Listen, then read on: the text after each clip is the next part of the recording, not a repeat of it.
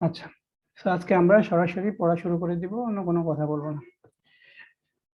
So এই lecture শিটটা তো ক্লাসরুমে অলরেডি দেওয়া আছে, আপনারা যারা দেখছেন তারা তো ভালো, না দেখলে এটাকে ডাউনলোড করে নেবেন, আজকের পরে পড়াটা করে নিতে হবে।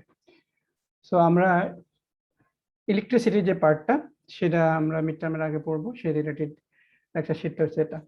তো যেরকম বলছিলাম আপনাদেরকে গত সপ্তাহে, আমরা খুব বেসিক জিনিস থেকে শুরু করে হায়ার লেভেলে পর্যন্ত যাব। বেসিক থেকে আমরা ইলেকট্রিসিটি নিয়ে শুরু করি। তো ইলেকট্রিসিটি বলতে আসলে আমরা কি বুঝি? ঠিক আছে, আমরা সবাই মোটামুটি আমাদের আইডিয়া আছে, এসব কথাবার্তা আমরা প্রচুর ইউজ করি যে ইলেকট্রিসিটি চার্জ। সো কিন্তু যখন ভাইভা জিজ্ঞেস করবো সেটা কিভাবে বলতে হবে সেই জন্য আলোচনা করবো। সো চলুন আমরা একটু সবাই আলোচনা করি। বলেন তো ইলেকট্রিসিটি বলতে আপনাদের কি আইডিয়া আছে, আমরা কি বুঝেন ইলেকট্রিসিটি বলতে? কে বলবেন, বলেন। স্যার, পরিবাহীর মধ্যে ইলেকট্রনের প্রবাহকে ইলেকট্রিসিটি বলতে পারি। আচ্ছা, আর কিছু? স্যার, হুম, আচ্ছা ঠিক আছে। আমি আমি যেসব টপিক গুলা নর্মালি একটু পরিচিত আর কি, ওইসব টপিক গুলো আমি নর্মালি একটু নিজেদের মধ্যে আলোচনা করব, মেইনলি আপনাদেরকে জিজ্ঞেস করবো, দেখে আপনাদের কতটুকু আইডিয়া আছে। এরপরে আমি আমার ডিটেলসটা কিভাবে কি করতে হবে সেটা আমি সবসময় বলে দিব, সমস্যা নাই। আচ্ছা, তো ইলেকট্রিসিটি হচ্ছে কি আসলে ইলেকট্রনের প্রবাহ, উনি বলছে, হ্যাঁ ঠিকই বলছে, তবে আমি বললে প্রথমে বলতাম যে ইলেকট্রিসিটি আসলে একটা চার্জের প্রবাহ, ঠিক আছে, এবং সেটা একটা শক্তির রূপে প্রবাহিত হয়। আর এই চার্জটা আসলে ইলেকট্রনের চার্জ, ঠিক আছে। তো ইলেকট্রনের চার্জের প্রবাহটা ইলেকট্রিসিটি, কথাটা ঠিক আছে, এবং এটা শক্তি আকারে, তড়িৎ তো এক প্রকার শক্তি, তাই না, শক্তি আকারে সেটা প্রবাহিত হয় একটা পরিবাহীর মধ্যে দিয়ে, ঠিক আছে। তারপরে আসি যে, তাহলে বললাম যে চার্জ, চার্জের প্রবাহ মানে ইলেকট্রনের প্রবাহ, তাহলে এবার আসি চার্জ বলতে আমরা কি বুঝি? চার্জ বলতে কি বুঝি? স্যার, পদার্থ সৃষ্টিকারী মৌলিক কণা সমূহের মৌলিক বৈশিষ্ট্য সমূহের ধর্মকেই চার্জ বলা যায়। ওকে, ভেরি গুড। হ্যাঁ, তাহলে চার্জ হচ্ছে কি, এটা একটা যে কোনো একটা পদার্থের, সেটাকে আমরা এলিমেন্ট বলবো বা ম্যাটার বলবো, আমাদের এখানে পদার্থ আর বলবো না, যে কোনো একটা এলিমেন্টের মৌলিক বৈশিষ্ট্য। মৌলিক বৈশিষ্ট্য না বললে আমরা বলবো যে এলিমেন্টারি বা ফান্ডামেন্টাল, ফান্ডামেন্টাল ক্যারেক্টারিস্টিক্স। চার্জটা হলো কি তাহলে যে কোনো একটা ম্যাটারের ফান্ডামেন্টাল, যেটা মৌলিক ক্যারেক্টারিস্টিক্স, বৈশিষ্ট্য, এবং এটা কি এক ধরনের এলিমেন্টারি পার্টিকেল, এলিমেন্টারি পার্টিকেল। ওকে, কথাগুলো সবই আলোচনা আসবে। তার আগে চলেন আরেকটু ভেরি বেসিক থেকে শুরু করি, তারপরে এইসব সবগুলো আলোচনা চলে আসবে। আমরা যে কোনো একটা পদার্থের গঠন থেকে শুরু করি, পদার্থের গঠন থেকে শুরু করে বা এলিমেন্টের স্ট্রাকচার থেকে শুরু করি, তারপরে দেখবেন সবে আসে। একটা এলিমেন্টারি স্ট্রাকচার গুলো কিরকম, নর্মালি এরকম থাকে, তাই না? সরি,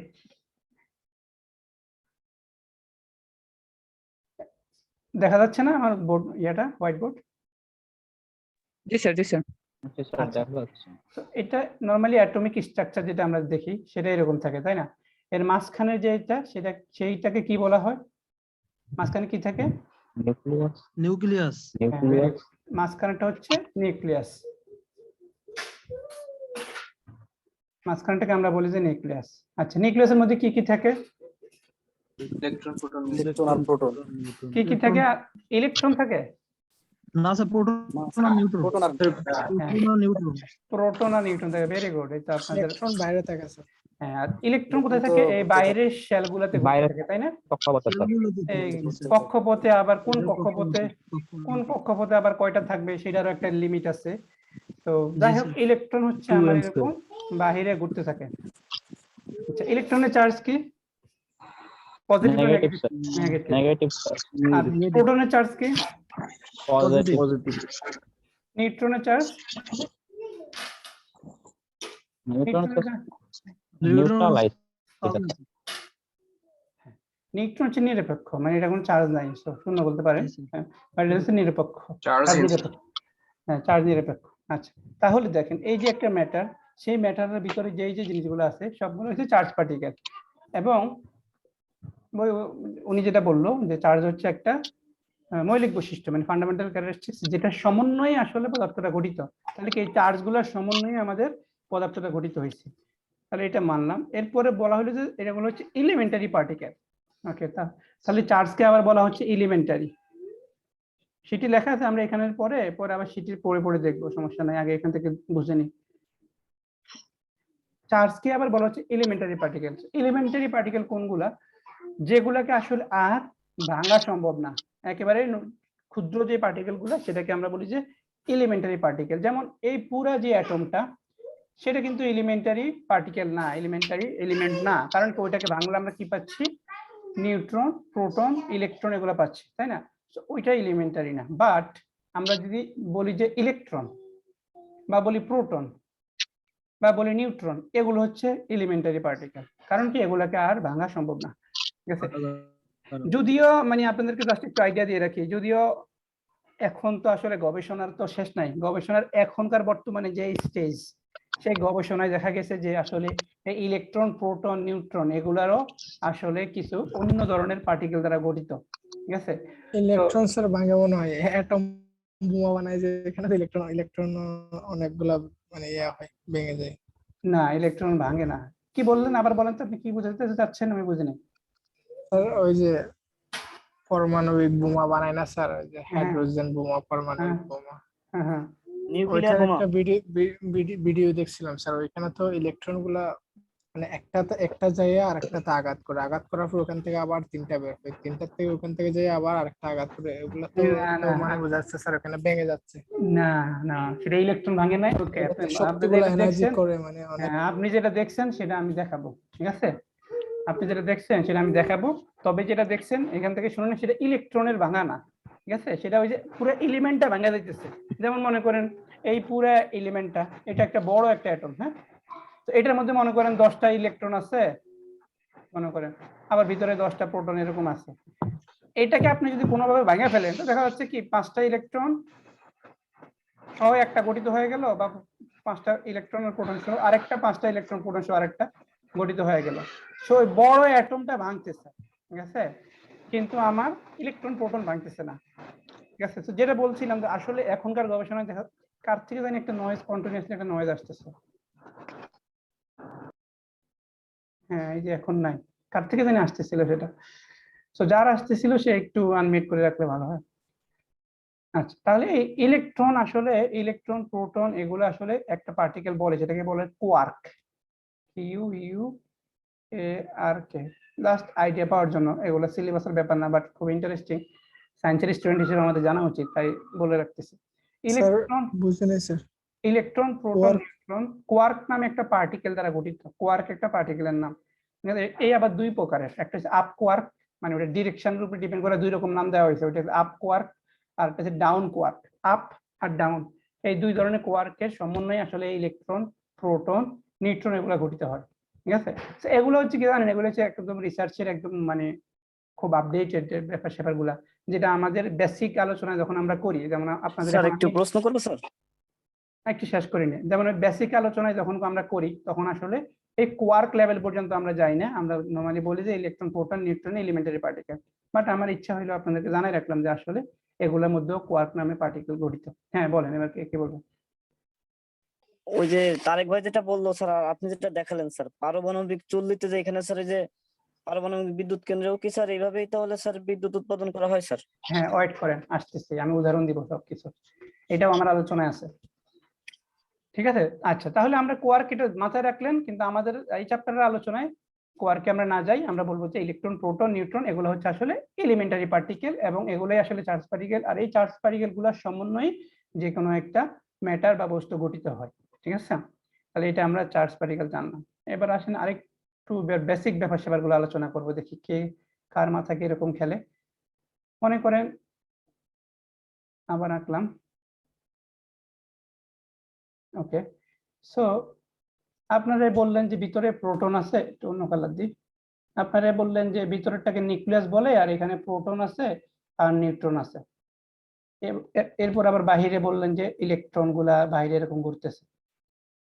সো এগুলা সবগুলা মাইনাস চার্জ, মাইনাস মাইনাস। আচ্ছা, প্রোটন আবার বললেন পজিটিভ চার্জ, তাই না? প্রোটন পজিটিভ, নিউট্রনের আবার চার্জ নেই, তাহলে ওভারঅল নিউক্লিয়াসটার চার্জ কি? প্লাস, তাই না? এই পুরো নিউক্লিয়াসের চার্জ জি স্যার। প্লাস, প্রোটনের চার্জটাই নিউক্লিয়াসের চার্জ। এবার আমরা নরমালি কি জানি যে প্লাস পজিটিভ, পজিটিভ চার্জ কি করে? বিকর্ষণ করে, তাই না? পজিটিভ পজিটিভে বিকর্ষণ করে বা নেগেটিভ নেগেটিভে বিকর্ষণ করে, কিন্তু যখন আমার বিপরীত হয় পজিটিভ নেগেটিভ বা নেগেটিভ পজিটিভ তখন কি হয়? আকর্ষণ করে, তাই না? আকর্ষণ করে। তাহলে এবারে জি। আমাকে এখানে বলেন, কেউ কি জানেন কিনা যে ভিতরে এইটা মাঝখানটা হচ্ছে পুরোটা প্লাস আর এর বাহিরে হচ্ছে মাইনাস, তাহলে তো হিসাব মতে প্লাস আর মাইনাস একটা একটাকে আকর্ষণ করার কথা, তাই না? ইলেকট্রন ভিতরের দিকে যাওয়ার কথা আর প্রোটন এদিকে বা নিউক্লিয়াস এদিকে এসে যাওয়ার কথা, তাহলে পুরাটা কোলাপস করে ফেলানোর কথা, ঠিক আছে? আকর্ষণ করে মানে একদম সংকুচিত হয়ে যাওয়ার কথা। কিন্তু আদৌ কি এরকম হয় নাকি হয় না? না হইলে কেন হয়? ইলেকট্রন তো ফ্রি থাকে, আর ওগুলা তো বন্ডিং, মানে বন্ডিং এর জন্য এরা তো মানে বাইরের আরেকটা ইলেকট্রনকে টানবে, এরা এই দিকে কেন আসবে স্যার? নিউক্লিয়াসের দিকে তো আসবে না, কারণ ইলেকট্রন তো সবসময় মানে বাইরের দিকে প্রবাহিত হয়।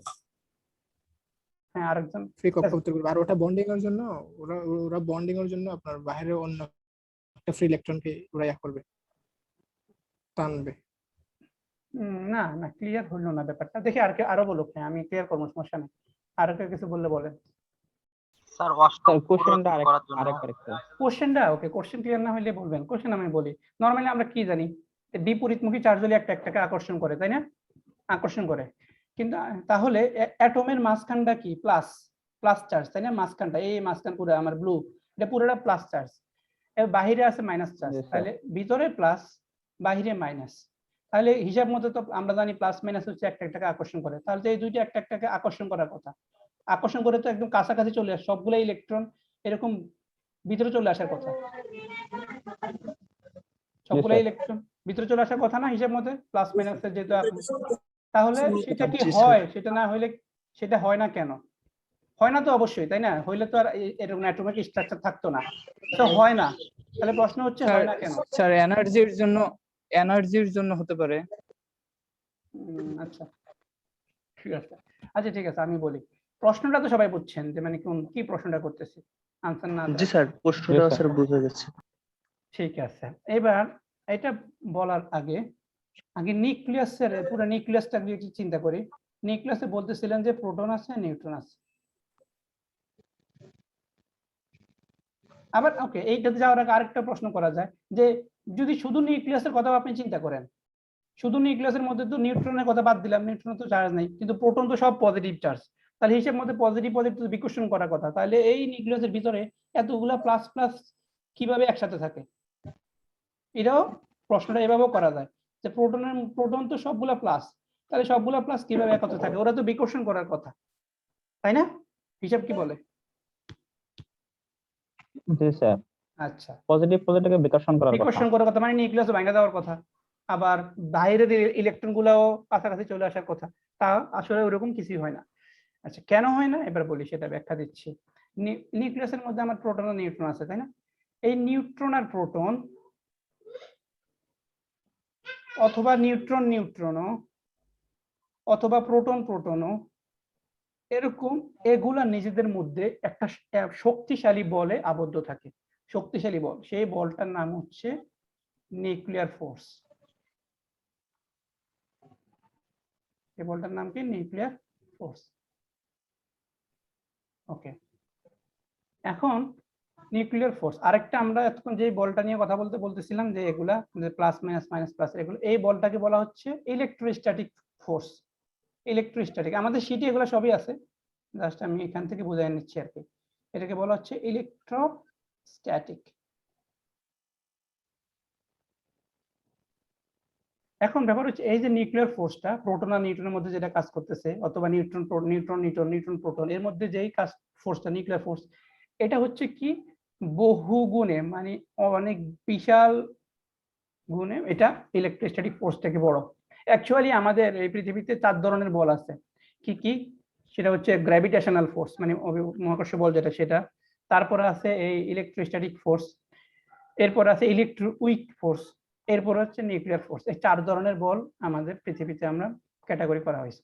এই 4 ধরনের মধ্যে নিউক্লিয়ার ফোর্স হচ্ছে আপনার সবথেকে বেশি এবং অনেক বেশি গুণে অনেক স্ট্রং। সবচেয়ে দুর্বল হচ্ছে গ্র্যাভিটেশনাল ফোর্স। এখন এই যে ইলেকট্রোস্ট্যাটিক ফোর্স, এটা আসলে নিউক্লিয়ার ফোর্স থেকে বহু গুণে দুর্বল, বহু গুণে দুর্বল। সেই জন্য কি হয়, এই প্রোটন নিউট্রন বা নিউট্রন প্রোটন এই ভিতরে এগুলোর মধ্যে যেই নিউক্লিয়ার ফোর্সটা কাজ করে, এটা এত বেশি স্ট্রং এই বাহিরে যে ইলেকট্রন আছে সেটা এই প্রোটনকে যে টানতেছে, এটা আসলে খুবই নেগলিজিবল, একবার নেগলিজিবল, ওইটা কোনো কাজই করে না, যে এই নিউক্লিয়ার ফোর্সটা এত বেশি স্ট্রং। ঠিক আছে, তাহলে ব্যাপারটা বোঝা গেল যে নিউক্লিয়াসটা আসলে কিভাবে গঠিত, নিউক্লিয়ার ফোর্স থেকে। আর নিউক্লিয়ার ফোর্স কাদের মধ্যে কাজ করে, এই যে নিউট্রন প্রোটন, এগুলাকে আসলে একত্রে বলা হয় নিউক্লিয়ন। এগুলাকে কি বলা হয়, নিউক্লিয়ন বলা হয় একত্রে। আসলে নিউক্লিয়নের সমন্বয়ে আমাদের নিউক্লিয়াস গঠিত। আর এই নিউক্লিয়ার ফোর্সটা নিউক্লিয়ন গুলোর মধ্যে কাজ করে, নিউট্রন প্রোটনের মধ্যে, নিউট্রন নিউট্রন প্রোটন প্রোটন এরা নিজেদের মধ্যে কাজ করে। এটার একটা বিশাল মেকানিজম আছে। হ্যাঁ, এই পুরো নিউক্লিয়ার ফোর্স মানে নিউক্লিয়াসকে নিয়ে আপনার ফিজিক্সের পুরো একটা ব্রাঞ্চে আছে, নিউক্লিয়ার ফিজিক্স, যেটা শুধু কাজে হচ্ছে এই নিউক্লিয়ার ফোর্স আর নিউক্লিয়াস নিয়ে গবেষণা করা। তো এখানে নিউক্লিয়ার ফোর্সের পুরো ডিটেলসটা আমি বোঝাতে পারবো না, সময় নাই, কিন্তু একটু মনে রাখেন এই যে নিউট্রন প্রোটন প্রোটন এদের নিজেদের মধ্যে যে ফোর্সটা কাজ করে, এটাকে আমরা নিউক্লিয়ার ফোর্স বলি। আর এই ফোর্সটা হচ্ছে অনেক বেশি স্ট্রং, যার কাছে আসলে অন্য বলগুলা সেটা নেগলিজিবল। সেই জন্য আমার ইলেকট্রনগুলো ইলেকট্রনের নির্দিষ্ট কক্ষপথে ঘুরতে থাকে, প্রোটন ভিতরে খুব মানে ডেন্স, মানে খুব ঘনত্ব আকারে স্ট্রংলি একটার সাথে একটা আবদ্ধ থাকে। একটু পর্যন্ত বোঝা গেছে? জি স্যার। আচ্ছা, জি একটা স্যার। উদাহরণ দিই জাস্ট বোঝার জন্য যে নিউক্লিয়ার ফোর্সটা আসলে কতটুকু শক্তিশালী। আমরা আপনার এই যে আপনি যে রুমে আছেন, মানে আপনার রুমটা চিন্তা করেন, আপনার পুরো রুমটা হচ্ছে মনে করেন একটা এই এলিমেন্ট, এরকম একটা অ্যাটম, ঠিক আছে, পুরো রুমটা। ওই পুরো রুমের মধ্যে যদি ক্ষুদ্র একটা পিঁপড়া যদি থাকে কোথাও, তাহলে এই যে ক্ষুদ্র পিঁপড়াটা হচ্ছে হবে আপনার নিউক্লিয়াস, আর এই পুরো রুমটা যেটা সেটা হচ্ছে আপনার অ্যাটম। কিন্তু ইন্টারেস্টিং কি জানেন, ওই পিঁপড়ার ওজন পুরো রুমের ওজন থেকেও বেশি। দ্যাট মিনস আমার নিউক্লিয়াস আমার এত ছোট পুরো অ্যাটমের তুলনায় সাইজের দিক থেকে, কিন্তু এটার ভর যদি আপনি মাপেন সেটা ওইটার থেকেও প্রায় 1300-1400 গুণ বেশি পরিমাণে ভারী থাকে। তাহলে প্রশ্ন হয় যে তার মানে কি এই ছোট জিনিসটা এত বেশি পরিমাণ জিনিস ধারণ করে আসছে যে এটার ওজন এত বেশি। তার মানে বুঝতে পারতেছেন যে কি পরিমাণ স্ট্রং শক্তিশালী বলে এই নিউট্রন প্রোটন এগুলা একটার সাথে একটা আবদ্ধ হয়ে এত সংকীর্ণ ছোট্ট একটা জায়গায় থাকে, অথচ ভর তার কত বেশি। ঠিক আছে, তো এরকম তাহলে আমরা জানলাম যে নিউক্লিয়ার ফোর্সের কারণে। স্যার তাহলে এখন মানে আমাদের অ্যানসারটা কি দাঁড়ালো, মানে হ্যাঁ, এই ইলেকট্রন মাত্রই কেন বলতেছিলাম নিউক্লিয়াসের দিকে আকর্ষণ করে? হ্যাঁ, এখনই আমি বলা শুরু করতেছিলাম ওইটা। তাহলে প্রশ্ন যদি করি যে কেন ইলেকট্রন গুলা নিউক্লিয়াসের ভিতরে চলে যায় না, অথবা কেন প্রোটন গুলা সবগুলা প্লাস প্লাস হওয়া সত্ত্বেও একত্রে বসে আছে, বিচ্ছিন্ন হয়ে যায় না কেন? প্রথম আনসার হবে যে এটা আসলে নিউক্লিয়ার ফোর্সের জন্য এই প্রোটন গুলা বিচ্ছিন্ন হয়ে যায় না, ইভেন ইলেকট্রন গুলাও আসতে পারে না। নিউক্লিয়ার ফোর্স হচ্ছে আসলে যে নিউক্লিয়ন গুলোর মধ্যে, দ্যাট মিন্স নিউট্রন প্রোটন অথবা প্রোটন নিউট্রন এদের মধ্যে কাজ করে। আর এই নিউট্রন প্রোটন মধ্যে যে নিউক্লিয়ার ফোর্সটা এটা অনেক বেশি শক্তিশালী, এবং এত বেশি শক্তিশালী যে এখানে আমাদের যেই ইলেকট্রোস্ট্যাটিক ফোর্স, দ্যাট মিন্স আমাদের এই ফোর্সটা সেটা আসলে নেগলিজিবল। সেই জন্য আমার প্লাস প্লাস বিকর্ষণ করে না, ইভেন প্লাস মাইনাস আকর্ষণ মানে করে না বলে ঠিক হবে না, করে, কিন্তু এটা নেগলিজিবল। ওকে, সো ফার্স্ট মানে প্রথম শব্দটা যে এখানে উচ্চারণ করতে হবে এই প্রশ্নের আনসারের জন্য সেটা হচ্ছে নিউক্লিয়ার ফোর্স, মেইন ফ্যাক্টর। ওকে, আচ্ছা, এখন আরেকটু আগাই। একটা অ্যাটমের মধ্যে আমার মনে করেন এটারে চিন্তা করলাম, এর মধ্যে মনে করেন ভিতরে আমার 10টা প্রোটন আছে, ধরে নিলাম এটার মধ্যে 10টা প্রোটন আছে। আর নিউক্লিয়ার ফোর্স কি যেন বললেন স্যার? নিউক্লিয়ার ফোর্স হচ্ছে যে নিউক্লিয়ন গুলোর মধ্যে যে বলটা কার্যকর থাকে নিউক্লিয়ন গুলোর মধ্যে, এবার বলতে পারেন, অথবা বলতে পারেন যে নিউট্রন আর প্রোটনের মধ্যে যে বলটা কাজ করে সেটা নিউক্লিয়ার ফোর্স, অনেকভাবে বলা যায়। আচ্ছা, এবার একটু ক্লিন করে নিই আমি।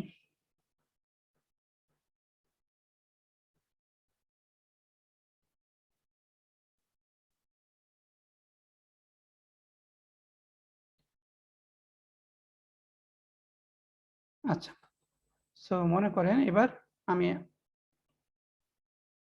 একটা অ্যাটম নিলাম যার মধ্যে ভিতরে 10টা প্রোটন আছে, জাস্ট উদাহরণ দিচ্ছি, আর মনে করেন 10টা নিউট্রনও আছে। 10টা নিউট্রনও আছে। ঠিক আছে, এবার বলেন তো ভিতরে তাইলে কয়টা, বাইরে কয়টা ইলেকট্রন আছে? তাহলে এই অ্যাটমটার বাইরে কয়টা ইলেকট্রন আছে? 10টা। যে কোনো অ্যাটমের মধ্যে প্রোটন সংখ্যা আর ইলেকট্রন সংখ্যা সমান থাকে। প্রোটন সংখ্যা আর ইলেকট্রনের সংখ্যা সমান থাকে। তো 10টা প্রোটন যদি থাকে তার মানে এর বাইরে 10টা ইলেকট্রন আছে। ঠিক আছে, এর পুরো বাইরে 10টা ইলেকট্রন আছে। আর এইটার সংখ্যার উপরে ডিপেন্ড করে আপনার নামকরণ করা হয় যে ওই এলিমেন্টের নাম কি। ফর এক্সাম্পল যদি একটা থাকে, একটা প্রোটন একটা ইলেকট্রন থাকে, বলেন তো তার নাম কি? আণবিক সংখ্যা যার 1, যার যার যে অ্যাটমটার মধ্যে একটা প্রোটন আর একটা ইলেকট্রন আছে, ওটার নাম কি? Hydrogen sir. হ্যাঁ, ভেরি গুড, হাইড্রোজেন। হাইড্রোজেন। একটা থাকলে হাইড্রোজেন, দুইটা থাকলে হিলিয়াম, হিলিয়াম। তিনটা থাকলে লিথিয়াম। এইভাবে আমরা লিথিয়াম। ছোট থেকে একবারে বড় 100-এর উপরে যাইতে পারি। এরকম ছোটটার আকারে ছোট, বড়টার আকারে বড়, এরকম। তার মানে কি দাঁড়ালো যে প্রোটন আর ইলেকট্রনের সংখ্যা সমান থাকে। আচ্ছা, এখন তাহলে যদি এটার মধ্যে 10টা প্রোটন আর বাইরে 10টা ইলেকট্রন আছে, তাহলে এবার আমার প্রশ্ন, আরেকটা প্রশ্ন, ওভারঅল এই অ্যাটমটার এটা চার্জ কত?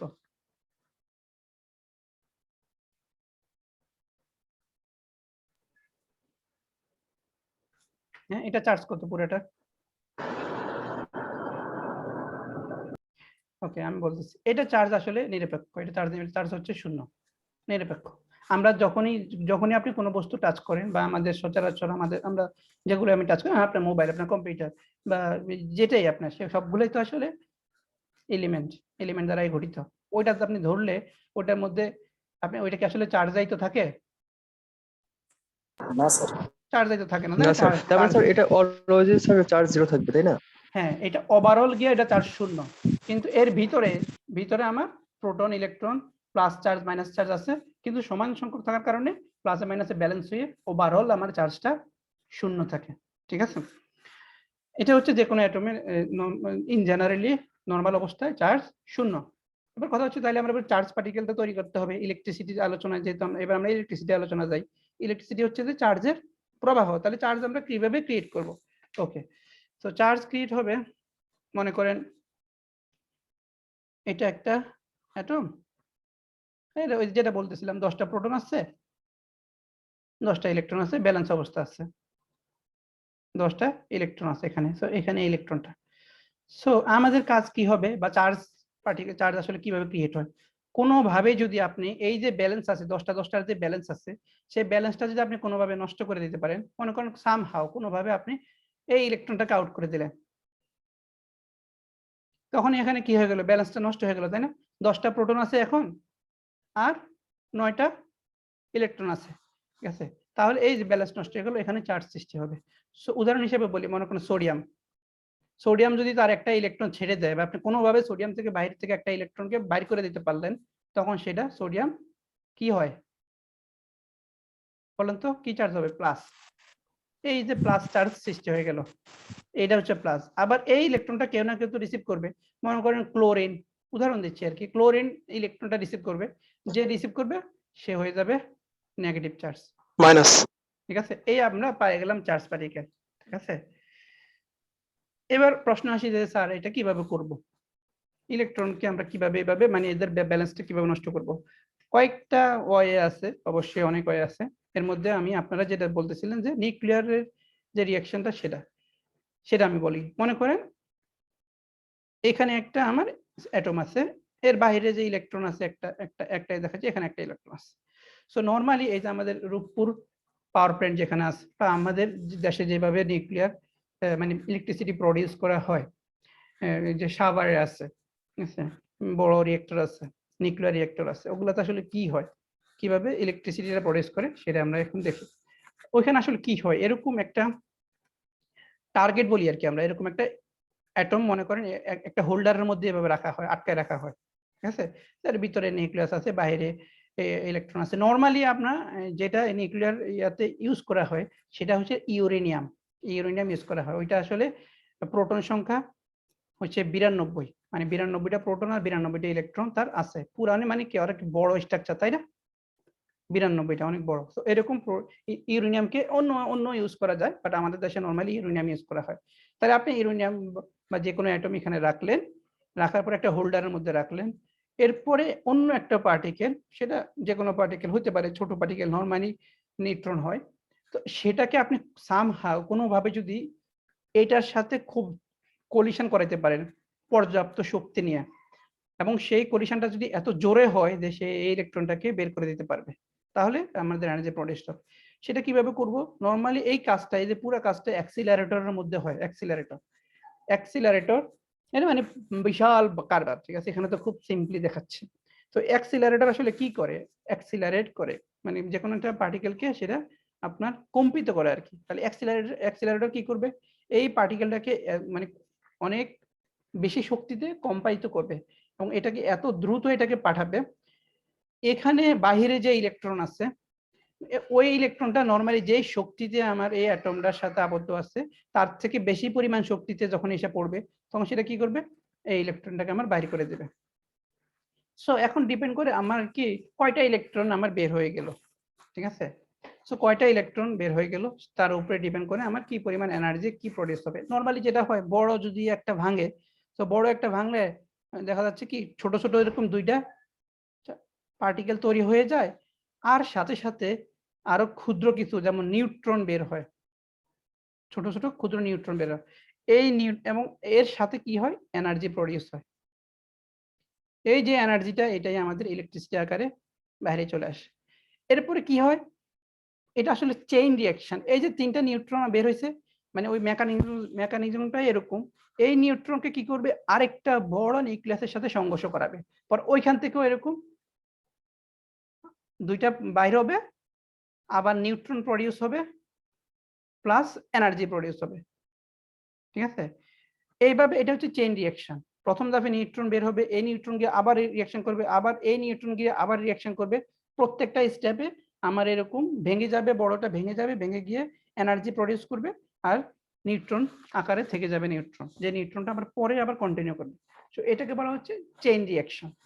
তাহলে এইভাবে আমরা যে বড়টার ব্যালেন্স নষ্ট করে বড়টাকে ভেঙে আমরা চার্জ পার্টিকেল ক্রিয়েট করা হয় এবং সাথে সাথে এনার্জি প্রডিউস করা হয়, ঠিক আছে? স্যার ইউরেনিয়ামকে ভেঙে ফেলা হচ্ছে স্যার এখানে? হ্যাঁ, ইউরেনিয়ামকে ভেঙে ফেলা হচ্ছে। ইউরেনিয়ামকে ভাঙলে আপনার দেখা যাচ্ছে ওই যে স্ট্রনশিয়াম আর ইয়া হয় জ্যানন, এরকম হয়, মানে কয়েকটা ইয়া হয় আপনার কম্বিনেশন হইতে পারে, ঠিক আছে? যদি আপনি ওই যে ইয়া দেখেন নিউক্লিয়ার চেইন রিঅ্যাকশন শুধু গুগলেই লিখেন, দেখবেন যে শুধু ইউরেনিয়ামের অনেক এক্সাম্পল চলে আসতেছে। তো এটা আপনি মানে কনফার্ম দিয়ে বলতে পারবেন না যে আপনার রিঅ্যাকশনে এটার যে কোন সেম দুইটাই সবসময় প্রডিউস হবে আর সাথে এই কন্ডিশন হবে না, এই দুইটা সেম নাও থাকতে পারে। টোটালি গিয়া যোগফল আমার প্রথম যেটা ছিল তার সাথে আমার সমান হইতে হবে, কিন্তু সেটা এই দুইটা যে সবসময় একই রকম হবে সেরকম কোনো কথা নাই। সো এটা হচ্ছে আমাদের নিউক্লিয়ার চেইন রিঅ্যাকশন বলি, যেটা আমাদের এই যে রূপপুর পাওয়ার প্ল্যান্ট বা নিউক্লিয়ার যে রিঅ্যাক্টর গুলা ওগুলাতে ইউজ করা হয় এবং এখান থেকে এইভাবে এনার্জি প্রডিউস। সো এইভাবে আমরা চার্জ পার্টিকেল তৈরি করতে পারি এবং ইলেকট্রিসিটি এখান থেকে প্রডিউস হয়। এটা হলো বিশাল এক্সাম্পল, ঠিক আছে? কিন্তু আমরা আসলে আরো খুব সিম্পল যেটা আমাদের শীটে আছে সেটা খুব সিম্পল আর আলোচনা, শীটে চলে যাই। শীটে তো আসলে নিউক্লিয়ার পাওয়ার প্ল্যান্ট বা নিউক্লিয়ার রিঅ্যাকশন এত হাই টপিক অ্যাড করা যাবে না, সিম্পল, কারণ আমাদের তো এই কোর্সটা আসলে ওই রিলেটেড না, আমাদের কোর্স হচ্ছে আরো অন্য জিনিসগুলা। এখানে আরো যেটা করা যায় যে কিভাবে চার্জ পার্টিকেল তৈরি করা যায় ঘর্ষণের ফলে। আপনি যদি ঘর্ষণ করেন, যেমন আচ্ছা এটা দেখার আগে আমরা বলি আমরা কি করতাম ছোটবেলায়, করতাম কি, ওই যে কলম নিয়ে মাথায় কি করতাম, মাথায় ঘষতাম, ঠিক আছে? তারপরে দেখা যাচ্ছে কলমটা যখন কাগজে ধরতাম, কাগজ লাফ দিয়ে কলমে চলে আসতেছে, তাই না? এরকম দেখছেন না আপনারা? জি স্যার, জি স্যার। হ্যাঁ, ওইটা আসলে কি হচ্ছে তাহলে? এই মানে আপনি একটা কলম, চার হচ্ছে। হ্যাঁ, স্থির বিদ্যুৎ উৎপাদন হচ্ছে স্যার। ধীরে বিদ্যুৎ উৎপন্ন হচ্ছে। আর বিদ্যুৎটা কিভাবে উৎপন্ন হচ্ছে? আপনি এই ঘর্ষণের ফলে আপনি ব্যালেন্সটা নষ্ট করে দিচ্ছেন। ঘর্ষণের ফলে আপনি এই যে ইলেকট্রন প্রোটনের যে কম্বিনেশনটা ছিল আপনার কলমের মধ্যে, সেইটা আপনি নষ্ট করছেন। মানে সেখান থেকে ব্যালেন্স নষ্ট হওয়ার ফলে ওইটা তড়িৎ ক্রিয়েট হয়ে গেছে ওইটার মধ্যে, ওইটা তখন কাগজকে আপনার আকর্ষণ করতেছে। সিমিলারলি এখানে উদাহরণ দেওয়া হয়েছে গ্লাস আর রাবারের। গ্লাস আর রাবার যদি ঘর্ষণ করেন, দেখা যাচ্ছে কি গ্লাস ইলেকট্রন ছেড়ে দিবে বা রাবার সেই ইলেকট্রনটা গ্রহণ করে একটা প্লাস একটা মাইনাস এরকম হয়ে যাবে, যদিও এটা ক্ষণিকের জন্য হয়, তারপরে আবার সেটা নর্মাল হয়ে যায়। যেহেতু এটাকে আপনি নর্মাল হয় কেন? নর্মাল হয় কারণ হচ্ছে এটা পারিপার্শ্বিকের প্রভাবের কারণে সেটা আবার নিরপেক্ষ চার্জ হয়ে যায়। আপনি যদি এই কাজটাকে যদি ওই ভ্যাকুয়ামে মানে শূন্য মাধ্যমে করেন, তখন দেখা যাচ্ছে কি গ্লাস থেকে ইলেকট্রন চলে গেছে, গ্লাস প্লাসই থাকবে, ওইটা নির্ভর হইতেছে না। কিন্তু যেহেতু আমরা যদি আপনি নর্মালি হাতে নিয়ে করেন, তখন দেখা যাচ্ছে কি একটু পরে সেটা আবার নর্মাল হয়ে যায়। কলমের যে উদাহরণটা দিলাম, কলম একটু পরে কি হয়, একটু পরে সেটা কলম আবার নর্মাল হয়ে যায়, তাই না? তো এইসব ব্যাপারগুলোর মাধ্যমে আমরা ঘর্ষণের ফলে বা নিউক্লিয়ার রিঅ্যাকশনের মাধ্যমে এগুলোর ফলে আমরা চার্জ পার্টিকেল তৈরি করতে পারি এবং ইলেকট্রিসিটি আমরা এভাবে প্রডিউস করতে পারি। আর এগুলো চার্জের ব্যাপার-স্যাপারগুলো আমরা আলোচনা করলাম। তো এখানে এই যেগুলো আমি বললাম এগুলাই সবকিছু এখানে লেখা আছে। আপনাদের কাজ হচ্ছে মূল জিনিসটা তো বুঝে গেছেন, এখন পুরোটা রিডিং করবেন, দেখবেন যে তাহলে আর কোনো প্রশ্ন বা কোনো কিছু আপনার জানার বাকি থাকবে না। আমরা জানি যে চার্জ নামের দুই রকম, এবং এই চার্জের যে আবিষ্কারটা সেটা বেঞ্জামিন ফ্রাঙ্কলিন নামে সায়েন্টিস্ট উনি করছে, এবং উনি এই চার্জের দুই ধরনের নাম দিয়েছে, একটাকে বলছে একটা পজিটিভ আর একটা নেগেটিভ চার্জ। এবং চার্জকে আমরা কোন এককে মাপি? কুলম্ব, তাই না? চার্জকে আমরা কুলম্ব এককে মাপি। আর চার্জ হচ্ছে কনজার্ভড বলতে কি বুঝি আমরা? কনজার্ভ হচ্ছে যে সংরক্ষণ করে রাখে আর কি, মানে এটা ধ্বংস হয় না। চার্জ শুধুমাত্র এক বস্তু থেকে আরেক বস্তুতে বা আপনার রূপান্তর হচ্ছে, প্লাসটা মানে টোটালি গিয়ে আমার টোটাল যে চার্জটা সেটা কখনো ধ্বংস হয় না, ঠিক আছে? সেটা আমার কনজার্ভ। যেমন একটা যে পরিমাণ প্লাস ইলেকট্রন ছাড়বে, আরেকটা ঠিক সেম পরিমাণ ইলেকট্রনই রিসিভ করবে, ইলেকট্রনের কিন্তু ধ্বংস হইল না, ঠিক আছে? তো এটা হচ্ছে কনজারভেশনটা। এবার আসি যে পয়েন্ট চার্জ কাকে বলে, বিন্দু চার্জ, ঠিক আছে? বিন্দু চার্জের আলোচনা আমরা করতে হইলে সেটা একটু এঁকে দেখাই। দুইটা চার্জ মনে করেন, একটা এখানে আছে, একটা এখানে আছে, দুইটা চার্জের মধ্যকার এই দূরত্বে আছে। এখন চার্জটা হচ্ছে খুবই ছোট, চার্জের সাইজটা হচ্ছে খুবই ছোট, মনে করেন 1 কুলম্ব আছে চার্জ, এখানেও -1 কুলম্ব ধরলাম, ঠিক আছে? এটা আর এই দূরত্বটা হচ্ছে অনেক বেশি, মনে করেন 100 সেন্টিমিটার বা 1 মিটার। তাহলে কি হইলো যে চার্জের তুলনায় এই চার্জের যে সাইজ, সেই সাইজের তুলনায় এর যে দূরত্ব সেটা অনেক বেশি। এরকম যদি হয় তাহলে এই দুইটা চার্জকে আমরা বিন্দু চার্জ বলি। বিন্দু চার্জ তাহলে কি দাঁড়ালো? বিন্দু চার্জ কাকে বলে? যে দুইটা চার্জের আকারের তুলনায় বা সাইজের তুলনায় যদি এদের মধ্যকার দূরত্বটা অনেক বেশি হয়, তখন ওই দুইটা চার্জকে আমরা বিন্দু চার্জ বলি। এখানে লিখে আছে the charge bodies whose sizes are much smaller than the distance between them. ওদের সাইজ যখন এদের ডিসটেন্সের তুলনায় খুবই কম থাকে, তখন সেটাকে আমরা বলি যে পয়েন্ট চার্জ বা বিন্দু charge. Okay, law of conservation of charge, ওই যে চার্জ যে কনজার্ভ করে সেটা যে আলোচনা করলাম, সেটাই আসলে যে কনজারভেশন অফ চার্জ। এটা আসলে ওই যে শক্তির নিত্যতা সূত্র আমরা পড়ছি না, ভরের নিত্যতা সূত্র, শক্তির নিত্যতা সূত্র, এসবগুলো পড়ছি না? ওগুলা যা এখানকার ব্যবহারও তাই। শক্তিতে যেমন ধ্বংস করা যায় না, নতুন ভাবে সৃষ্টিও করা যায় না, শুধু এক অবস্থা থেকে অন্য অবস্থায় রূপান্তর হয়। সিমিলারলি এখানেও চার্জ, চার্জের ক্ষেত্রে আরো সিম্পল, শুধুমাত্র পজিটিভ নেগেটিভের ব্যাপার। এবং দেখছেন এখানে রিডিং করবেন, দেখবেন আমরা ওই যে বোর্ডে গিয়ে যেগুলো আলোচনা করলাম সবকিছুর এইসব ব্যাপারগুলোর মধ্যে চলে আসছে। এবার আসেন কুলম্ব। এখন আমরা জানলাম যে চার্জ কি, চার্জের একক কুলম্ব জানলাম, কিন্তু পরীক্ষা প্রশ্ন করলাম 1 কুলম্ব কাকে বলে? 1 কুলম্ব কাকে বলে কেউ বলতে পারবেন?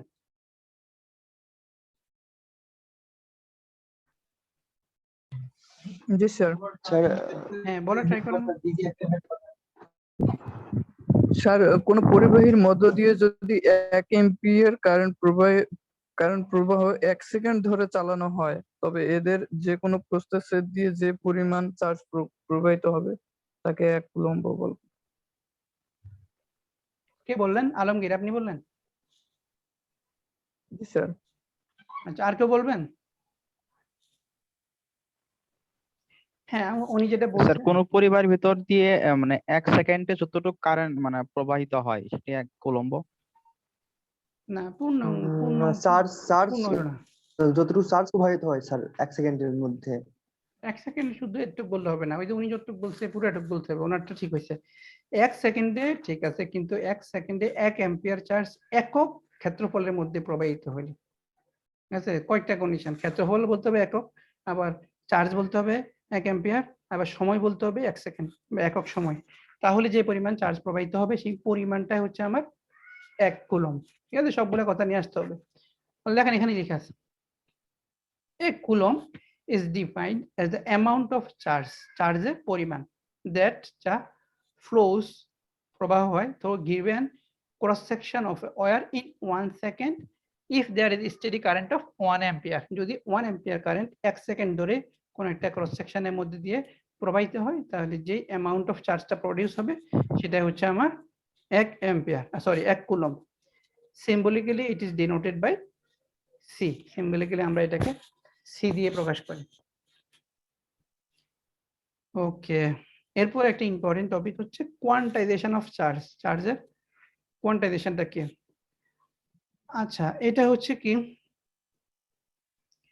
নরমালি কোয়ান্টাইজেশন শব্দ থেকে আমরা কি বুঝতে পারি যে পূর্ণ সংখ্যার গুণিতক কোনো একটা জিনিস যখন পূর্ণ সংখ্যার গুণিতক থাকে সেটাকে আমরা বলি যে কোয়ান্টাইজড অবস্থা আছে সেটা ঠিক আছে যেমন ওখানে দেখি এখানে মনে করেন উদাহরণ হিসেবে বলতে পারি একটা সিম্বল পি পি হচ্ছে আমি যদি বলি যে আমার কাছে একটা পি আছে বা দুইটা পি আছে এরকম বা 1 পি 2 পি 3 পি তাহলে এই পিটা কি আমি বললাম সে পি হচ্ছে এখানে পূর্ণ সংখ্যার গুণিতক আকার আছে সেটা আসলে এই কোয়ান্টাইজড অবস্থা আছে এটাকে পূর্ণ সংখ্যা গুণিতক মানে কোয়ান্টাইজড এর দ্বারা মানে বোঝা যাচ্ছে কোয়ান্টাইজেশন যদি বা কোয়ান্টাইজড যদি আমি বলি এর থেকে আরেকটা ব্যাপার দ্বারা যে সেটা হচ্ছে এই পিটা কখনো ভগ্নাংশের গুণিতক আকার থাকবে না মানে 1.5 পি কখনো পসিবল না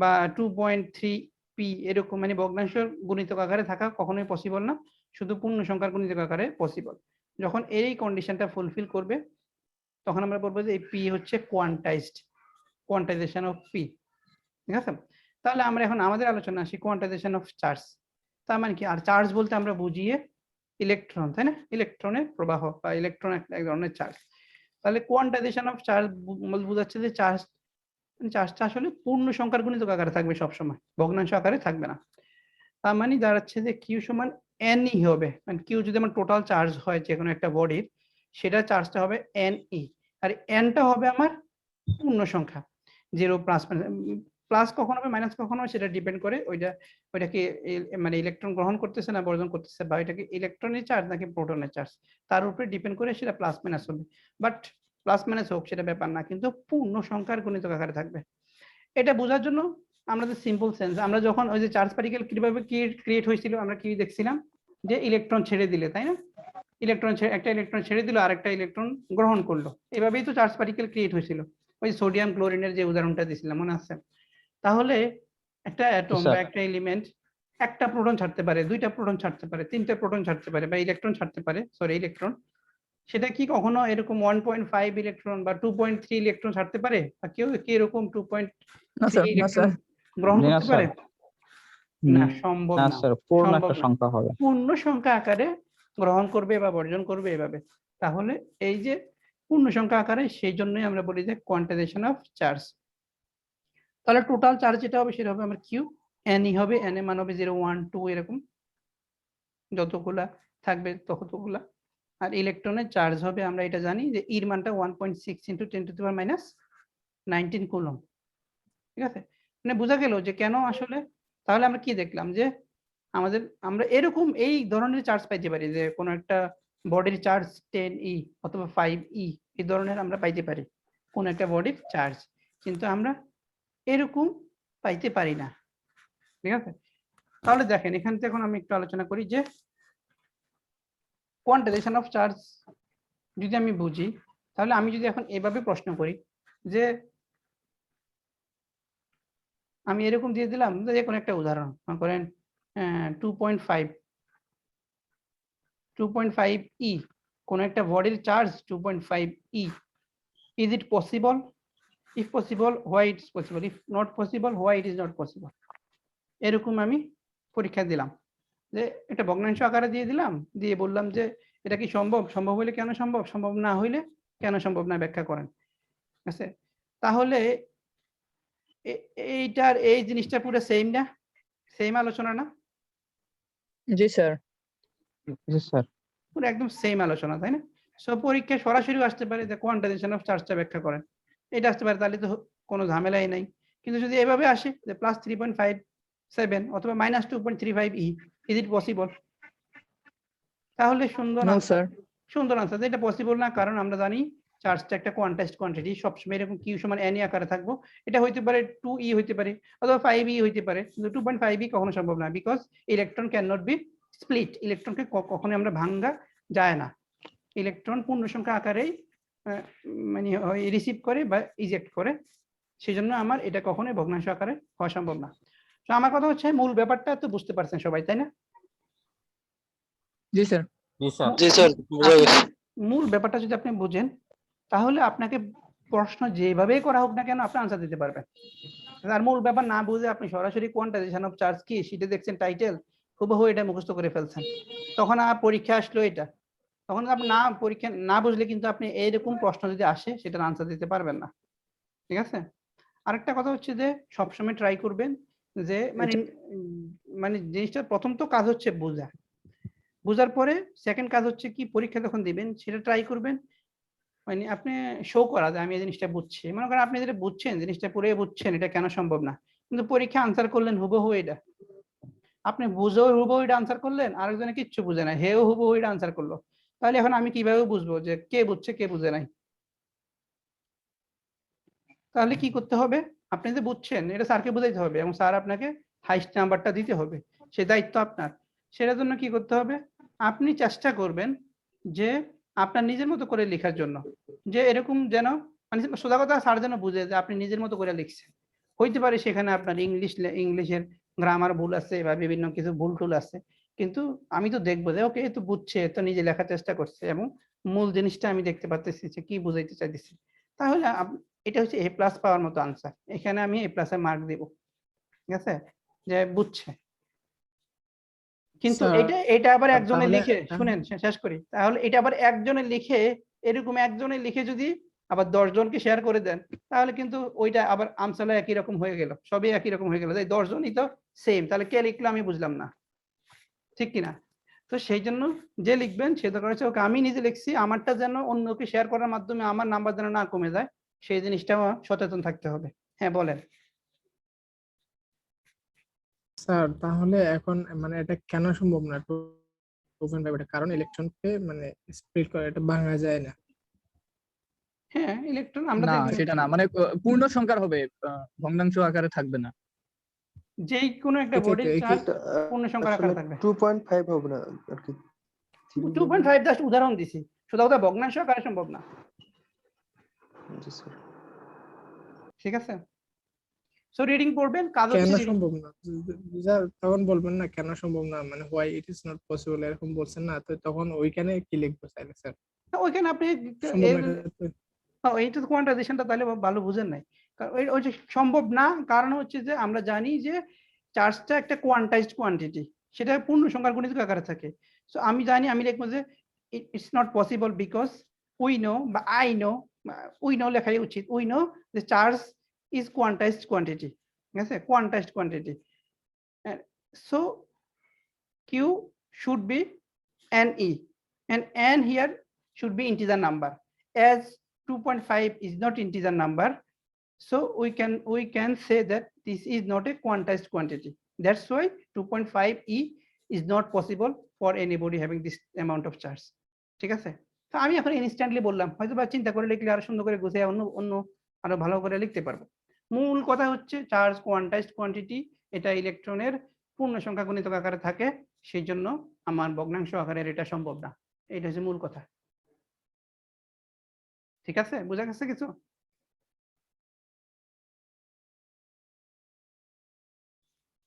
বোঝা যায় নাই?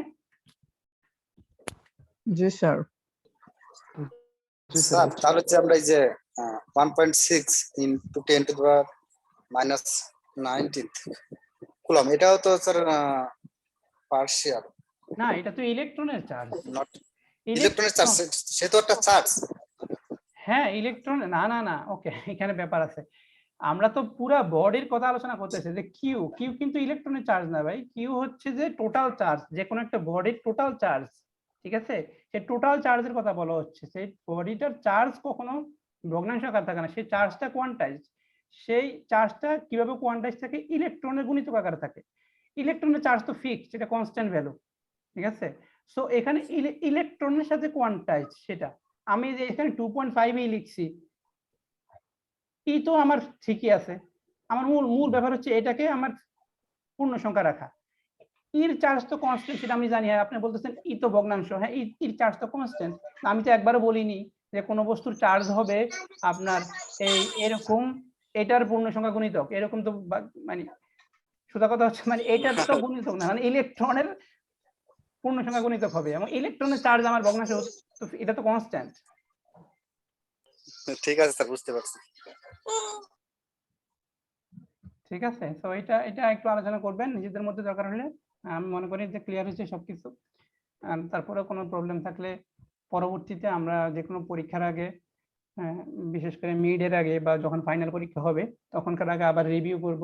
রিভিউ করার সময় যে কোনো প্রশ্ন করতে পারবেন, তখন আমি আলোচনা করব। আর নর্মালি বলে রাখি যে পরীক্ষা হয়তো বা মানে যেরকম এখন লাস্ট যে প্রশ্নটা বললাম এরকম ক্রিটিক্যাল কোশ্চেন হয়তো বা করি না, নর্মালি দেখা যায় ডাইরেক্ট প্রশ্নই করি, কারণ অনেকের জন্য কঠিন হয়ে যায়। তো সেই জন্য দেখা যাচ্ছে কি আমার তখন ক্লাসে যখন আমি পড়াবো তখন তো আমার সব ধরনের প্রশ্ন নিয়েই পড়াইতে হবে, তাই না? যে কি কি ধরনের প্রশ্ন হতে পারে, পরবর্তীতে আমি দেখা যাবে যে ওকে আমি কিভাবে প্রশ্ন করি, নর্মালি ওইরকম ক্রিটিক্যাল প্রশ্নে যাই না। হ্যাঁ বলেন, কে কি বলছেন? আমাদের মিড পরীক্ষা কবে হবে এরকম কোনো? হ্যাঁ মিড পরীক্ষা তো ডেট এগুলো দেওয়া আছে, মিড হবে 29 জুলাই, 29 জুলাই থেকে 6 আগস্ট এই সময়ের মধ্যে মিড হবে। ঈদের পরে? হ্যাঁ ঈদের পরেই তো, 29 জুলাই থেকে 6 আগস্ট এটা ডিক্লেয়ার করা আছে আমাদের। 29 জুলাই থেকে 6 আগস্ট এটা আমাদের একাডেমিক যে ক্যালেন্ডার সেখানে আমার ডিক্লেয়ার করা আছে। এখন পরবর্তীতে এক্সাক্ট ডেট তো নোটিশের মাধ্যমে জানানো হবে, বাট তবে একাডেমিক ক্যালেন্ডার যেটা সেটা নরমালি ফলো করা হয় আর কি। আচ্ছা ঠিক আছে, তো আমরা এটা দেখলাম। এরপরে আসেন এটা এই যে আমরা সিলেবাসে মোটামুটি বলতে পারেন যে এখন ঢুকতেছি। এর আগে যেগুলো আলোচনা করলাম এগুলো তেমন সিলেবাসের না, আমরা বেসিকটা আলোচনা করে আসলাম। এটা সিলেবাসের টপিক, ডিস্ট্রিবিউশন অফ চার্জ, চার্জের ডিস্ট্রিবিউশনটা। এখন আচ্ছা এখন আমি এক কাজ করব, এটা শুরু করার আগে একটু অ্যাটেন্ডেন্স কল করব। ওকে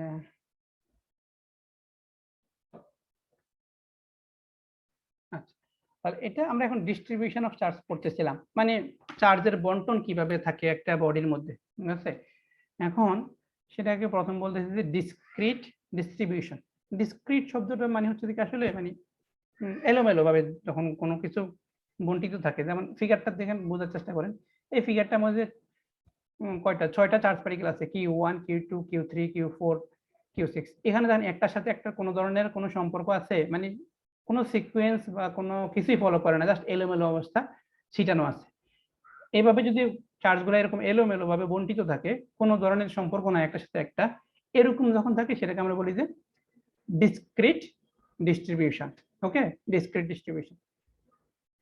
এখন আসেন কন্টিনিউয়াস ডিস্ট্রিবিউশন, মানে কি সুষম, যখন কোনো একটা বডিতে সুষমভাবে চার্জগুলো বন্টিত থাকে, একটা নির্দিষ্ট সিকোয়েন্স ফলো করে বা ফর্মুলা ফলো করে চার্জগুলো সুন্দরভাবে গোছানো থাকে, ওগুলাকে আমরা বলি যে কন্টিনিউয়াস ডিস্ট্রিবিউশন। এখন সেই গোছানোটা কিভাবে আছে তার উপরে ডিপেন্ড করে এগুলোকে আবার আমরা তিন ভাবে বলি যে লিনিয়ার চার্জ ডিস্ট্রিবিউশন। নাম থেকে বুঝতেছেন মানে লিনিয়ার মানে রৈখিক। স্যার এগুলার কি কোনো এক্সাম্পল আছে যে হ্যাঁ কোন পদার্থটার এলোমেলো থাকে আবার কোনটা? না, এটা হচ্ছে আপনার ওই বডিতে চার্জটা কিরকম আছে তার উপরে, যেমন স্ট্রেট ওয়্যার, যেমন এই যে এখানে উদাহরণ দিতাম। লিনিয়ার আপনি যখন শুধু একটা তার নেন, ওই তারটা কি স্ট্রেট না, ওই তারের মধ্যে চার্জ পার্টিকেল গুলো এরকম একটার সাথে একটা সুষমভাবে এরকম সজ্জিত থাকে, তাহলে সেটাকে বলা হচ্ছে লিনিয়ার চার্জ ডিস্ট্রিবিউশন, যেগুলো এরকম রৈখিক ভাবে থাকে সেগুলা। ঠিক আছে, তাহলে এখানে টোটাল চার্জটা এই পুরাই তারটা, এটা যদি আমরা একটা তার হয়, এই তারের টোটাল চার্জ ক্যাপিটাল কিউ যদি হয় সেটা হবে আসলে কি ক্ষুদ্র ক্ষুদ্র চার্জগুলার যোগফল, Q1 Q2 Q3 ভাবে যত পর্যন্ত আছে Qn পর্যন্ত দিলাম সেটা। আর এটা হচ্ছে লিনিয়ার ডিস্ট্রিবিউশন। আর একটা টার্ম আসছে linear charge density, lambda. Lambda হচ্ছে লিনিয়ার চার্জ ডেনসিটি। প্রথমে ডেনসিটি শব্দ থেকে আমরা কি বুঝি, মানে ঘনত্ব। সেই ঘনত্ব আমরা শব্দ থেকে আমরা বুঝি যে একটা বস্তু আসলে কি পরিমাণ ঘন বা ডেন্স আছে। যেমন উদাহরণস্বরূপ বলতে পারি যে এক খণ্ড বরফ যদি নিই, এক গ্লাসের মধ্যে এক খণ্ড বরফ, ওইটার যে ঘনত্ব ঠিক সেম পরিমাণ পানি নিলাম, পানির ঘনত্ব আর বরফের ঘনত্ব কি এক না, তাই না? বরফের ঘনত্ব বেশি। এরকম তাহলে আমার ঘনত্ব আমাকে ওইটা প্রমাণ করে যে একটা নির্দিষ্ট জায়গাতে কি পরিমাণ ওই জিনিসটা উপস্থিত আছে। তাহলে লিনিয়ার চার্জ ডেনসিটির ক্ষেত্রে charge density, that means charge কি পরিমাণ আসছে সেটা আমাকে প্রকাশ করবে। তো লিনিয়ার ক্ষেত্রে সেটাকে আমরা ল্যামডা দিয়ে প্রকাশ করি। খুব ইম্পর্টেন্ট, সিম্বলগুলো মনে রাখবেন। দেখা যাচ্ছে থেকে পরবর্তীতে আলোচনায় এভাবে আর লিনিয়ার চার্জ ডেনসিটি লেখা থাকবে না, শুধু ল্যামডা লেখা থাকবে। অঙ্কের মধ্যে শুধু ল্যামডার মান দিয়ে দিচ্ছে, আপনি অঙ্ক করতে হবে, তখন ল্যামডা যেন বুঝতে পারেন যে ল্যামডা আসলে লিনিয়ার চার্জ ডেনসিটি, সেই জন্য একটু খেয়াল রাখতে হবে। তাহলে সেটা কি চার্জ পার ইউনিট লেন্থ, এই প্রতি একক দৈর্ঘ্যের মধ্যে কি পরিমাণ চার্জ আছে সেটা হবে আমার চার্জ ডেনসিটি। তাহলে আমার পুরাটা লেন্থ, এই পরিবাহী পুরাটার লেন্থ হচ্ছে ক্যাপিটাল এল যদি হয়, আর টোটাল চার্জ আমরা বললাম কিউ, তাহলে টোটাল চার্জকে টোটাল লেন্থ দিয়ে যদি আমরা ভাগ দিই, তাহলে আমরা কি পাই যে চার্জ পার ইউনিট লেন্থ, প্রতি এককের মধ্যে কি পরিমাণ চার্জ আছে সেটা হচ্ছে আমার লিনিয়ার চার্জ ডেনসিটি। বেশি পরিমাণ থাকলে ডেনসিটি বেশি, কমে থাকলে ডেনসিটি কম। একক কি হবে? কুলম পার মিটার, কারণ কি চার্জের একক কিউ তো হচ্ছে কুলম আর এল হচ্ছে কি মিটার, তাহলে এটা কি হবে কুলম পার মিটার হবে এককগুলা। ম্যাথ করার সময় আমাদের এই এককগুলা লাগবে, খেয়াল রেখে। এরপর আসি সারফেস চার্জ ডিস্ট্রিবিউশন।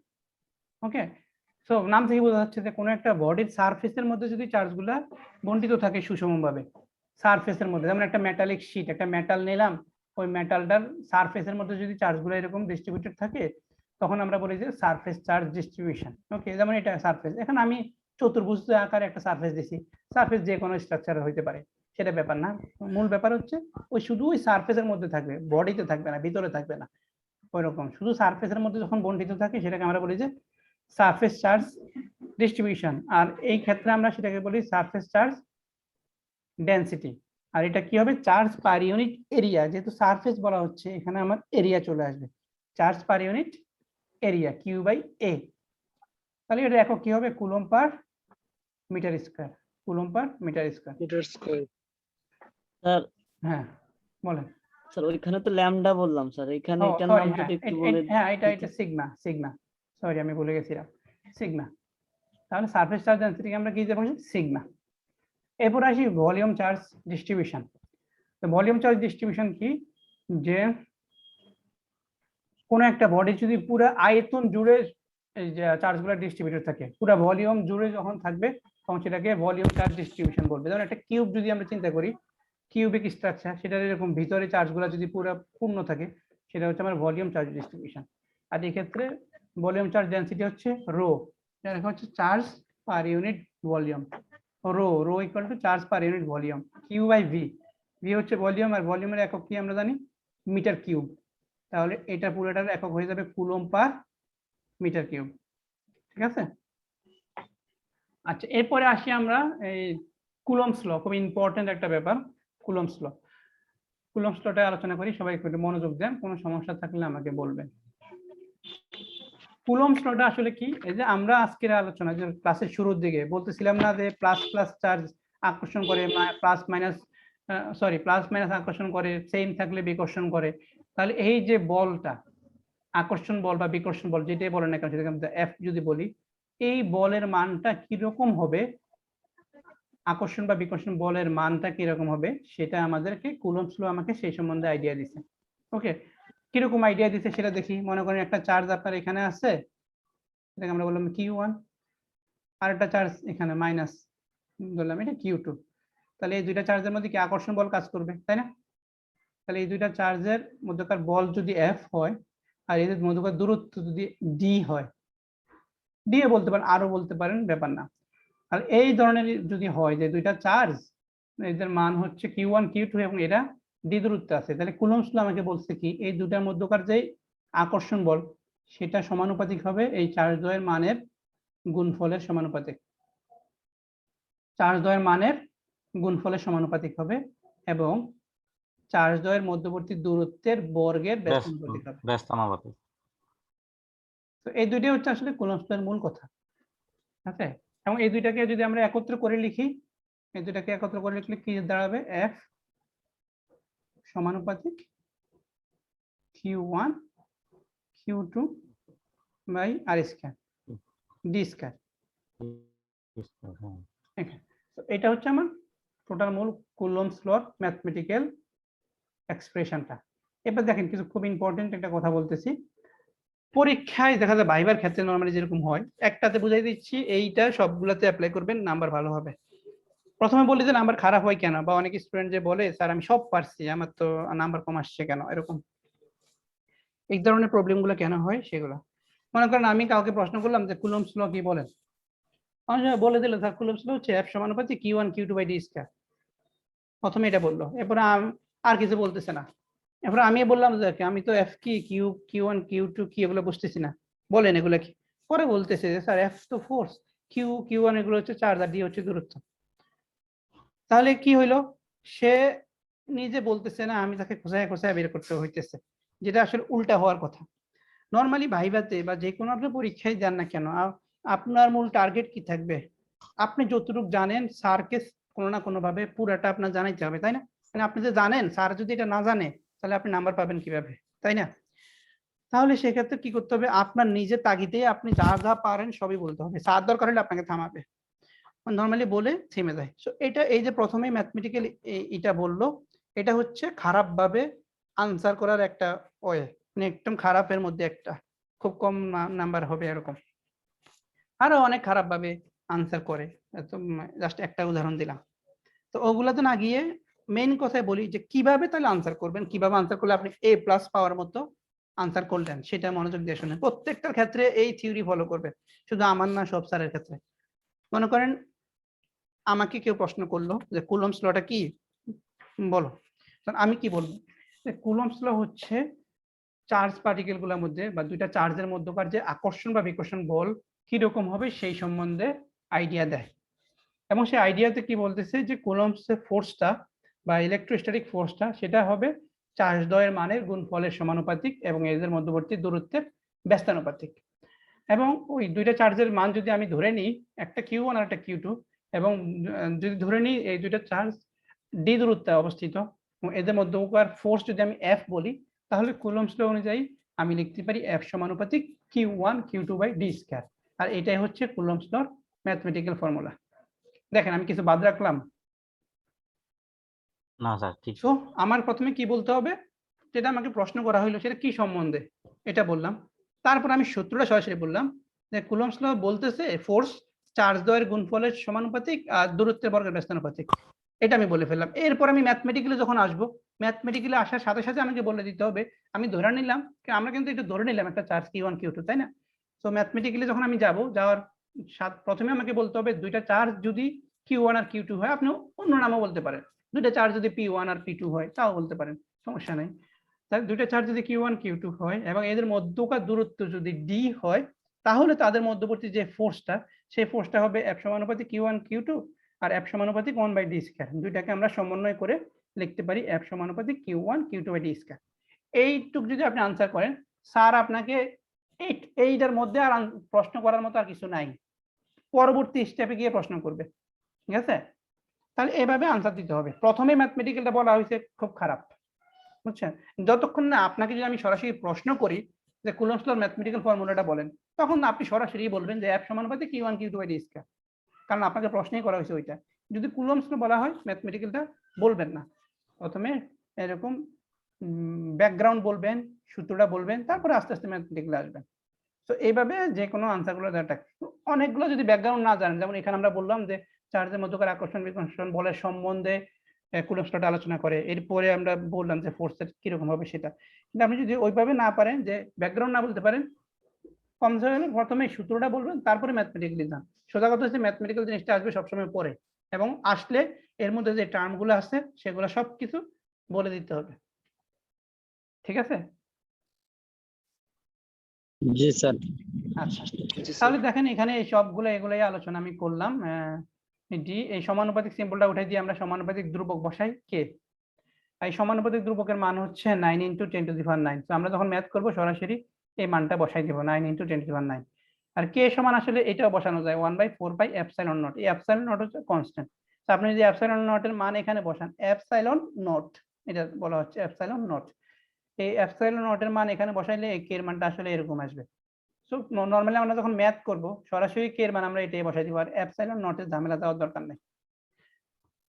ওকে, সো এটা কুলম্বস ল এখানে শেষ হয়ে গেল। এবার আসি যে কুলম্বস লর লিমিটেশনস অফ কুলম্ব ল, মানে কুলম্বস লর সীমাবদ্ধতা।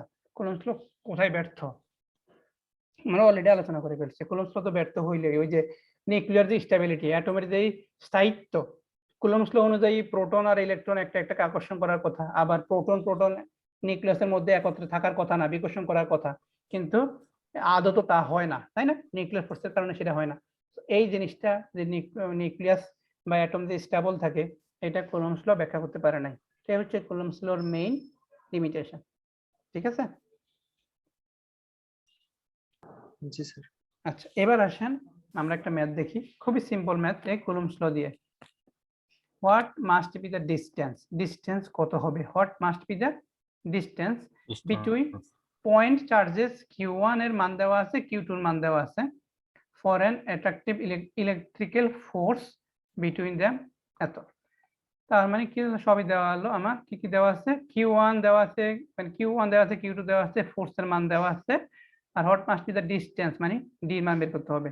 তো আমি তো এটা তো খুবই সহজ ম্যাথ, আমি তো সূত্রই জানি, F equal to K Q1 Q2 by D square. সবগুলো দেওয়াই আছে, শুধু ডি এর মান দেওয়া নাই, তো ডি কে বাম পাশে নিয়ে আসছে, ডি এর মানটা বের করে ফেলবো। ঠিক আছে, দেখেন এখানে করা আছে, দেখাই। ও আরেকটা হচ্ছে, এখানে তো মাইক্রোকুলম দেওয়া আছে, এই এককটা সবসময় খেয়াল রাখবেন, মাইক্রোকুলম যেহেতু দেওয়া আছে ওটাকে আমরা কুলম্বে নিয়ে যাবো 10⁻⁶ দিয়ে গুণ দিয়ে। ওকে, তাহলে Q1 কে ট্রান্সফার করলাম, Q2 কে করলাম, F দেওয়া আছে, পরে কুলম্বস ল থেকে আমরা জানি F equal to K Q1 Q2 by D square.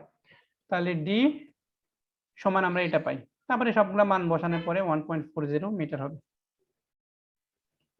ঠিক আছে না? স্যার হ্যাঁ বলেন। স্যার স্যার আমি খাতায় যদি মাইক্রোই যদি লিখি 6 যদি না লিখি 10⁻⁶, হুম হুম, তাহলে কি স্যার সেক্ষেত্রে কি হবে? সেক্ষেত্রে আপনার মানে আমি খাতায় লিখলাম মাইক্রো, হুম হুম খাতায় লিখলাম মাইক্রো আর ক্যালকুলেটরে মাইক্রো তুলে করলাম। হুম, না তাহলে আপনার এককের ঝামেলা হয়ে যাবে। যেমন এখানে যখন আপনি বসাবেন, নরমালি একটা সিস্টেম আসতে হয়, এসআই ইউনিটে আসতে হয়। যেমন এসআই ইউনিটে আপনি যখন Q1 Q2 কে কুলম্ব লিখবেন, এসআই ইউনিটে যখন Q1 Q2 কুলম্ব লিখবেন, ফোর্স তখন নিউটন হবে আর ডিসটেন্স তখন মিটার হবে। ঠিক আছে, কিন্তু আপনি যদি এটাকে মাইক্রো কুলম্বে রেখেই করেন, হ্যাঁ, তাহলে আপনি এখানে মিটার দেখতে পারবেন না। তাহলে আপনি এখানে এই নিউটনকে আবার ওই যে নিউটন মিটার স্কয়ার ওই সিজিএস এ নিয়ে যেতে হবে আর কি, সোজা কথা। মানে মূল কথা হচ্ছে সবগুলাকে এক ফরম্যাটে আনতে হবে, হয় আপনি সিজিএস ইউনিটে যাইতে হবে সবগুলাকে, আবার না হলে সবগুলাকে এসআই তে আনতে হবে। তো এসআই আমাদের কাছে সবচেয়ে বেশি পরিচিত। এসআই তে হলে আপনি এই কুলম্বে নিয়ে আসতে হবে, তাহলে আপনি নিউটন পাবেন এখানে আর ডিসটেন্স মিটার পাবেন। মাইক্রো কুলম্ব যদি রাখেন তাহলে এককের জন্য আপনার ঝামেলা হবে, এখানে কি একক বসাইবেন সেটা ক্যালকুলেশন করে আবার বের করতে হবে। বুঝতে পারছেন? সো সেই ক্ষেত্রে হয়তো আপনি নাম্বার পাবেন, কিন্তু একক ঝামেলার কারণে আমার নাম্বার কিছুটা কমে যাবে। ঠিক আছে স্যার, আমি যদি একক ঠিক লিখি, যেহেতু আমি বুঝতেছি যে ডিসটেন্সের একক মিটার হবে, তো আমি মিটার দিলাম।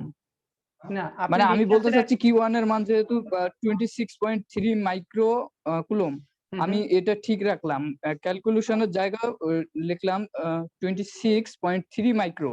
ক্যালকুলেটরেও আমি 10⁻⁶ না তুললে 26.3 মাইক্রো তুললাম, তুলে তো ক্যালকুলেশন করলে আমার মান ঠিক আসবে। এখন আমি ডিসটেন্সের এককও মিটার দিলাম, না হবে না, সেক্ষেত্রে কি নাম্বার কম বেশি হবে না? হ্যাঁ, আপনি ডিসটেন্সের একক তখন মিটার দিতে পারবেন না। আপনি ডিসটেন্সের একক মিটার দিবেন কখন? তখন আপনি জানেন যে এইটা এখানে দেখেন একটা জিনিস মনে হয় আপনার এটা মনে ভুল বুঝতেছেন। এই যে আপনি মনে করেন কিউ বা এফ বা ডি, এগুলো একটার একক কিন্তু একটার সাথে রিলেটেড। আপনি এটা যদি কুলম্ব বসান তাহলে এটা আপনি মিটারে পাইবেন। ঠিক আছে, এটা আপনার নিউটন হবে। এটা হচ্ছে SI unit, international standard system, যেটা এসআই ইউনিট হচ্ছে এরকম থাকে। আপনি এরকম করতে পারেন না যে আপনি এটাকে মাইক্রো কুলম্বে রাখলেন, লাস্টে গিয়ে আপনি দাম করে জানেন ডি একক মিটার হয়, এটা আপনি করতে পারবেন না, কারণ আপনি তো সবগুলো এক ইউনিটে আসলো না।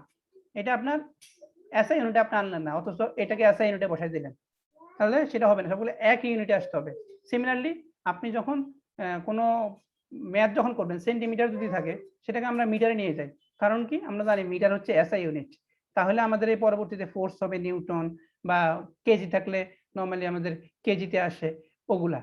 সো মূল কথা হচ্ছে কি একটাতে আপনাকে আসতে হবে। আপনি এসআই তে থাকবেন তাহলে আপনি মিটার বসাবেন।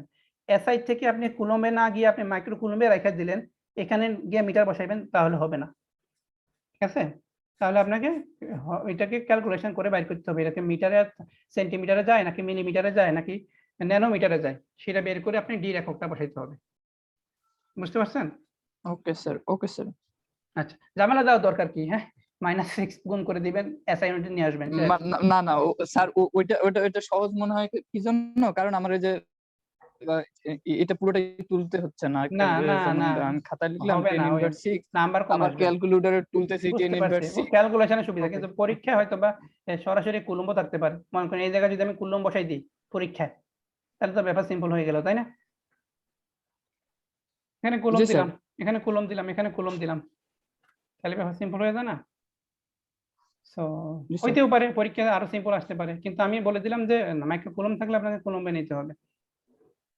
হ্যাঁ স্যার, এই কারণে জেনে নিলাম যে আসলে এটা করব কি করব না। হ্যাঁ, ঠিক আছে। আচ্ছা, এরপরে দেখেন, তো আমরা এটা দেখলাম।